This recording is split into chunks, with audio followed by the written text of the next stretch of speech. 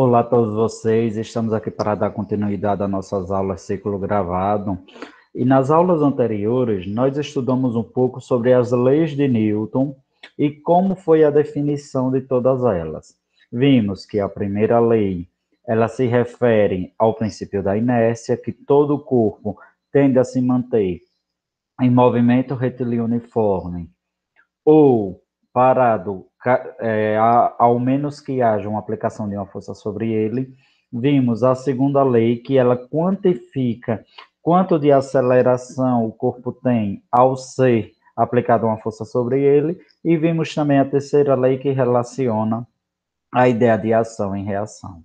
Então, hoje, já tendo a definição das leis de Newton, nós vamos dar uma entrada para a interação entre os corpos, ou seja, nós vemos que força é interação. Então, nós vamos estudar alguns tipos especiais de interação entre os corpos. Relembrando, todas essas questões que são levantadas, elas são de cunho onde você se refere aos tipos de força entre eles. O que faz um corpo mudar seu estado de equilíbrio? Que ele saia do repouso, por exemplo. A aplicação de uma força. Porque os astronautas parecem flutuar no espaço, porque eles estão ali sem nenhuma interação de força sobre eles, eles estão em equilíbrio. Porque quem está do outro lado do mundo não cai para baixo? Então, ele também está em equilíbrio, o somatório de todas as forças sobre ele é zero. Então, já tendo a definição da aula passada que nós fizemos sobre a ideia de equilíbrio, que é o princípio da inércia, e de não equilíbrio, que é a segunda força, hoje nós vamos estudar algumas características especiais delas. Então, vamos começar relembrando a classificação das forças. O primeiro tipo de força é as forças de contato. Elas são corpos que exigem um contato direto, ou seja, uma mola.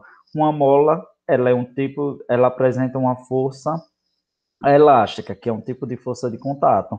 Ou seja, você vê a deformação e a contração da mola. Para você levantar um peso de massa qualquer, vocês veem que é a ideia que você tem que é necessário o contato. Então, força de contato são forças que surgem do contato direto entre dois corpos. A força de campo são forças que atuam à distância. Você aproximou um ímã de uma malha metálica, de algum pó metálico, de alguma peça metálica, vai apresentar um deslocamento. Então, esse é um tipo de força de campo. O satélite lá no espaço é um tipo de força de campo. Então, eu quero que vocês tenham a ideia que a força que se refere lá na segunda lei de Newton não é uma força, mas sim a força resultante. Então, a força resultante, ela é a soma vetorial de todas as forças. Professor, o que é uma soma vetorial? É uma soma onde ela respeita o sentido e a direção.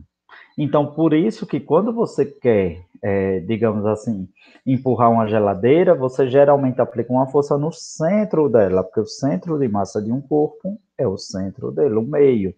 Então, você tem que a força resultante, ela é a substituição, digamos assim, de todas as forças, é a representação de todas as forças como uma só.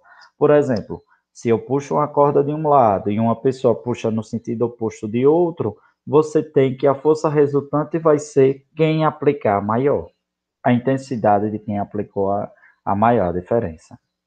Então, por exemplo, se você e outra pessoa aplicam força em um corpo na mesma direção, no mesmo sentido, você tem que a intensidade da força resultante é a soma dos dois. Então, vocês estão um auxiliando a força do outro. Se for no sentido contrário, olha lá, F1 em uma direção, F2 na mesma direção, porém eles têm sentidos opostos. Então você tem aqui F1 menos F2 vai ser a resultante.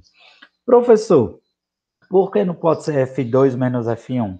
Lembre-se lá do sentido do movimento que a gente definiu lá atrás. Da esquerda para a direita é o sentido positivo por definição. Da direita para a esquerda é negativo. Então, você tem que é menos F2 por causa disso. Então, olha, se F1 for maior que F2, o sentido vai ser para lá. O sentido e a direção vai ser para lá. Se F2 for maior, vai ser no sentido contrário. Então, a direção é essa, porque elas estão na mesma direção, e você tem que o sentido vai depender de quem é maior. Lá no primeiro caso, para a gente voltar para dar uma amarradinha, o sentido e a direção vai ser esse, só que a intensidade com que ele vai, vocês podem ver aqui embaixo, ela vai ser o somatório. Professor, isso é para duas forças? Não. Quantas forças vocês tiverem aí no sistema, ela vai contribuir para o cálculo da resultante. Então, olha. E o terceiro caso, quando são perpendiculares. Então, você tem que calcula pelo teorema de Pitágoras, como vocês sabem também. Então, essa daqui, ela é muito utilizada quando você tem sistemas, por exemplo, de polias, onde você coloca um peso em uma direção e você quer o deslocamento em outra. Então, a resultante, geralmente, ela é dessa categoria. Então, professor, eu preciso saber todas essas coisas? Não, é só uma representação que eu garanto a vocês. Fica bem facinho quando vocês começam a praticar. Então, são 3 casos especiais de representação de aplicações de direções de força. Então, você também tem outros, mas esses daí são os mais gerais. Então, eu quero que vocês relembrem lá que a segunda lei ela diz o seguinte, que a mudança de estado de um corpo, que é a aceleração, para ter uma mudança de estado, digamos assim, tem de ter uma aceleração, ela é produzida no mesmo sentido e na mesma direção da força. Mas essa força não é qualquer força que você aplica, e sim a força resultante sobre o sistema. Então, você tem uma força resultante sobre o sistema, e essa força ela é que causa uma aceleração resultante. Então, olha, a unidade de força é em homenagem a Newton. Toda vez que você tiver 8 newton, 40 newton, menos 5 newton, então força ela é, digamos assim, é a unidade no sistema internacional, ela é representada por Newton, ou um N maiúsculo. Então, você tem que 1 Newton é a força necessária para acelerar em 1 metro por segundo, 1 quilograma. Então, força é igual massa vezes aceleração. Uma dica para vocês só vão usar essa fórmula aqui para corpos de massa constante. Por exemplo, você tem um tonel cheio de areia e esse tonel apresenta um furo. A massa dele não varia de acordo com o tempo? Você já não utiliza essa fórmula. Essa fórmula aqui, ela só pode ser utilizada desse modo que está quando você tem corpos de massa constante. Um foguete, ela não obedece à segunda lei de Newton. Por quê? Porque vai soltando peças. Um corpo onde o combustível é grande parte de seu peso. Não é segundo a lei de Newton, porque ele está perdendo sua massa. Então, para aplicar a lei de Newton, para ser um sistema newtoniano, como nós chamamos na física, você diz o seguinte, que essa massa tem de ser constante. Então, a massa constante é o primeiro é a primeira característica do sistema para validar com as leis de Newton. Ah, professor, não é massa constante. Apresenta um novo termo nesse sistema aí, que a gente hoje não vai dar muita ênfase. Então, olhe, massa e aceleração são grandezas vetoriais. No caso, força e aceleração são grandezas vetoriais. E massa e aceleração são grandezas inversamente proporcionais. Então, você tem aqui, olha, você exerceu uma força em uma caixa, ela apresenta uma aceleração. Então, aqui, se você produz o dobro de força, você tem que ela vai apresentar o dobro de aceleração. Mas se você colocar aqui, ó, o dobro da força no dobro da massa, vai ser uma aceleração igual a essa. Então, o que eu quero dizer?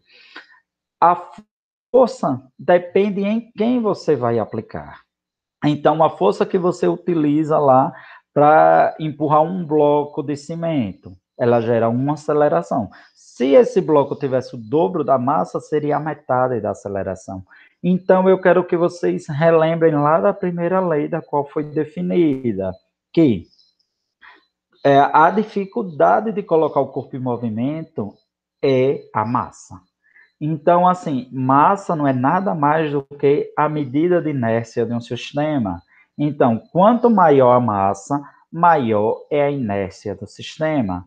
Você só tem inércia em determinado sistema se ele conseguir, digamos assim, se ele tiver massa. Então, você tem, olha, a inércia, sua inércia é um valor. A inércia, digamos assim, de um armário, que é maior a massa do que vocês. Ele é maior, então é mais difícil empurrar o armário, certo? Do que vocês. Então, relembrando isso, nós vamos estudar um tipo de força. Vamos iniciar com esse, vamos continuar na próxima aula. Alguns tipos de forças importantes.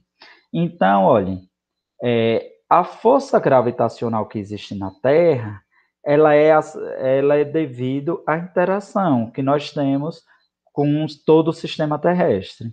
A aceleração gravitacional ou gravidade é, digamos assim, a grande causadora da gente não estar flutuando. O que ocorre, por exemplo, se tivesse em um sistema de baixa gravidade, como é o caso da Lua. Então, a força-peso, ela é um tipo de força de campo, porque ela ocorre à distância. Se você pular, no caso, você retorna à Terra. Então, ela é resultado da sua interação, a interação da sua massa com a gravidade do local onde você está. Então, você tem que o peso é igual a massa vezes a gravidade. Então, quando você está, por exemplo, você não está pesando mais, você está com uma quantidade de massa maior. Então, olha aqui, aí, peso é igual a massa vezes a gravidade. Caso você estivesse em um local onde a gravidade é menor, você pesaria menos. Por exemplo, você tem um astronauta na Lua, ele consegue levantar uma pedra com grande facilidade. A massa da pedra mudou, nem a constituição da matéria? Não. O que ocorreu? Você tem que ir lá, a gravidade é menor. Então, você tem que a aceleração da gravidade, ela depende do local onde está. A massa depende do corpo. Então, vamos dizer assim, você está na Terra, você hipoteticamente é transportado para a Lua. Quando você chega na Lua, sua massa é a mesma, o que muda? O peso, por quê? A aceleração da gravidade lá é outra. Então, a força-peso, ela sempre vai lhe empurrar para baixo. Se você tiver um sistema de representação de forças e você quiser saber da força-peso, ela sempre vai ser apontada para baixo, para o chão, independentemente da superfície que ela esteja. Então, você tem aqui, olha, você tem que o peso é sempre uma seta para baixo, uma reta para baixo, independente da superfície de contato do corpo. Então, força-peso sempre é uma reta direcionada para baixo, certo? Então, o segundo tipo da força-peso é a força normal. Então, a força normal, ela é uma reação da superfície sobre o corpo quando é colocado nela. Então, você tem o seguinte, o peso é a massa sobre o sistema. A força normal é uma força de restituição, ela sempre é para cima. Então, olha, o peso sempre é uma reta para baixo, a força normal sempre é uma reta para cima, saindo da superfície. Então, eu quero que vocês lembrem, a força normal, ela sempre vai formar um L com a superfície. Então, a força-peso, ela sempre é para baixo, a força normal sempre é para cima. Então, olha a representação aqui da força normal. Para cima, para cima. Então, você tem que essas são duas das principais forças de contato. Olha, quando você não tem o corpo tocando uma superfície, por exemplo, um corpo em queda livre, você não tem normal. Para ter normal, você tem que é uma força perpendicular à superfície. Então, hoje, nós definimos força normal e força-peso, que são dois tipos de força ligada à massa. A primeira força, a força-peso, ela é relacionada à interação do corpo com o centro da Terra.